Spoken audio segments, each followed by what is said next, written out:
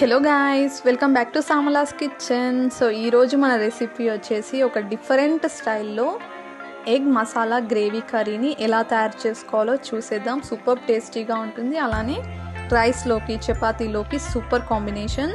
So దానికోసం ఇక్కడ నేను 3 ఆనియన్స్ అలానే 1 టమాటోని తీసుకున్నాను. అలానే కొద్దిగా దాల్చిన చెక్క, ఇలాచీ, లవంగాలు, కొద్దిగా జాజికాయ, జాపత్రిని తీసుకోవాలి. ఇవన్నీ కూడా మిక్సీ జార్లో వేసుకోవాలి. అలానే మనం కట్ చేసి పెట్టుకున్న ఆనియన్స్, టొమాటోస్ని కూడా వేసుకొని కొద్దిగా కొత్తిమీర, అలానే 1 టీ స్పూన్ సాల్ట్ని వేసుకొని అంతా కూడా మిక్సీ పట్టేసేయాలి.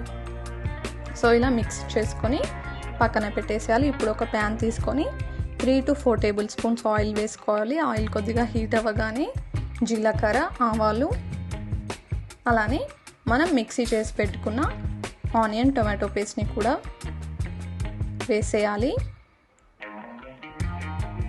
సో ఈ పేస్ట్ అంతా కూడా మనకి ఆయిల్లో ఒక 5 to 10 మినిట్స్ పాటు ఫ్రై అవ్వాలి, పచ్చివాసన అంతా పోయేంత వరకు. సో ఇలా బాగా ఫ్రై చేసుకున్నాక చూస్తున్నారు కదా, కలర్ ఇలా చేంజ్ అయిపోతుంది. సో ఈ టైంలో 1 టీ స్పూన్ అల్లం వెల్లుల్లి పేస్ట్, అలానే ఒక 1/2 టీ స్పూన్ పసుపును కూడా వేసుకొని అంతా బాగా మిక్స్ చేసేయాలి.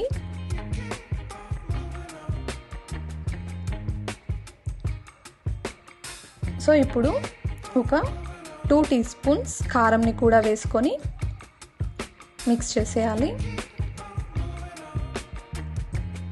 సో ఇది ఒక 2 మినిట్స్ ఆయిల్లో ఫ్రై చేసుకొని మనం వాటర్ని వేసేయడమే. సో ఒక 1 గ్లాస్ వాటర్ని వేసుకోవాలి. మనకి థిక్ గ్రేవీ ఉండాలి. సో గ్రేవీకి సరిపడా వాటర్ని కూడా వేసుకొని మనం దీన్ని ఒక 5 మినిట్స్ పాటు బాయిల్ చేసుకోవాలి. చూస్తున్నారు కదా, ఇలా ఆయిల్ అంతా పైన ఫ్లోట్ అయిపోతుంది. సో ఇప్పుడు ఎగ్స్ని వేసేసుకోవాలి. అన్ని ఎగ్స్ కూడా ఇలా వేసుకోవాలి.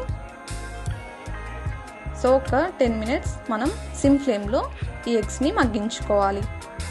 సో చూసి అర్థమైపోతుంది కదా, ఎగ్స్ అన్నీ కూడా మగ్గిపోయాయి. సో ఇలా అన్నీ కూడా 1 by 1 టర్న్ చేసేసుకోవాలి. సో మనకి ఆల్మోస్ట్ కర్రీ రెడీ అయిపోయినట్టే, అన్ని ఇంగ్రీడియంట్స్ వేసేసాము. సో అలానే ఆయిల్ కూడా రిలీజ్ అయిపోయింది. సో ఇలా టర్న్ చేశాక ఒక 2 మినిట్స్ మగ్గించుకొని గ్యాస్ ఆఫ్ చేసేయడమే. సో చాలా అంటే చాలా టేస్టీగా ఉంటుంది, తప్పకుండా ట్రై చేయండి. సో ట్రై చేసి మీకు ఎలా వచ్చిందో నాకు కామెంట్ సెక్షన్లో తెలియజేయండి. అలానే ఈ వీడియో చూసిన ప్రతి ఒక్కరు please do like, share and subscribe to my channel.